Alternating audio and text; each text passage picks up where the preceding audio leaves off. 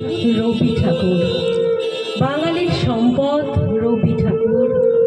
মনের মাঝে লুকিয়ে থাকা দুঃখ, বিষাদ, আনন্দ, হর্ষ সবেতেই তিনি একমাত্র আশ্রয়। আজ 25শে বৈশাখ, আমাদের প্রাণের ঠাকুরের আজ জন্মের সেই মহাদিন। 165 বছর পেরিয়ে আজ 166তে পা দিল আমার রবি কবি। সে যে আমার অন্তরের, আজ আমরা তাকে সবাই স্মরণ করছি। তিনি যেন ঋষির মতোই যুগ যুগান্তের গতিবিধিকে বেঁধেছিলেন তার সৃষ্টিতে। হিংসায় উন্মত্ত পৃথ্বী, নিত্য নিঠুর দ্বন্দ্ব, এ সত্যের মাঝে তারই বাণী শুনতে পাই বুকের মাঝে। এসো যুগান্তের কবি, আসন্ন সন্ধ্যার শেষ রশ্মিপাতে দাঁড়াও ওই মানহারা মানবীর দ্বারে, বলো ক্ষমা করো। হিংস্র গোলাপের মধ্যে সেই হোক তোমার সভ্যতার শেষ পূর্ণবাণী। অন্ধকারের উৎস হতে উৎসারিত আলো, অন্ধকারের উৎস হতে উৎসারিত আলো, সেই তো তোমার আলো।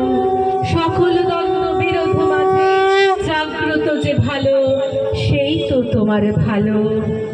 অন্ধকারের উৎস হতে উৎসারিত আলো, আলো যখন আসে অন্ধকার দূর হয় মুহূর্তের মধ্যে।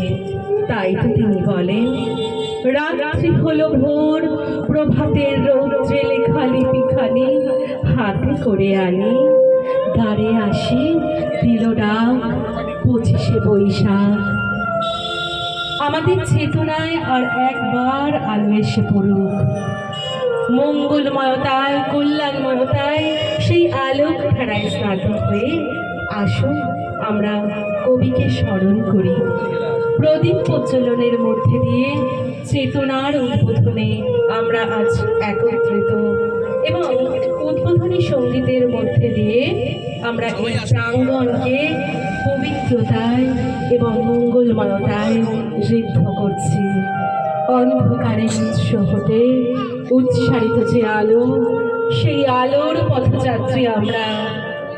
আমাদের আজ খুব প্রয়োজন আলো, অন্ধকারের উৎস হতে উৎসারিত আলো, অন্ধকারের উৎস হতে উৎসারিত আলো।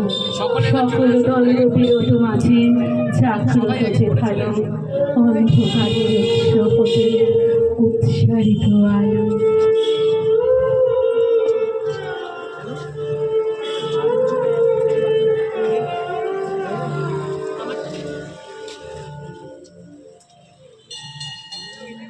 আসুন সকলে এক করে আসুন।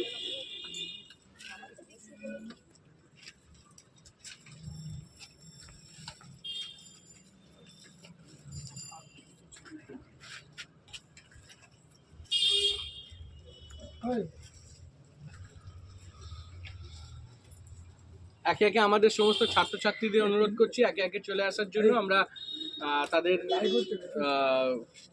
তারা পুষ্পার্ঘ দিয়ে শ্রদ্ধা জানাবেন বিশ্বকবিকে। অন্ধকারকে দূর করে সেই আলোক পথের যাত্রী আজ আমরা প্রত্যেকে।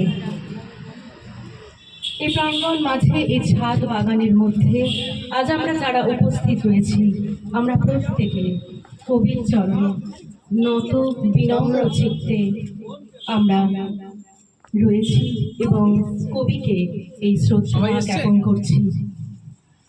আমরা প্রত্যেকে জানি রণরক্ত সফলতা সত্য, তবে শেষ সত্য নয়। কবি বলে গেছেন, সভ্যতার শেষ পূর্ণবাণীটি ক্ষমা করো। আমাদের চিত্তে আমরা প্রেম, অসীম ক্ষমা, ভালোবাসার সেই মহামন্ত্রকে, সেই উজ্জীবনী মন্ত্রকে চিত্তে ধারণ করে আজ আমরা আগুয়ান হচ্ছি পথে। আমরা জানি এই জয় মানবতার, আমরা জানি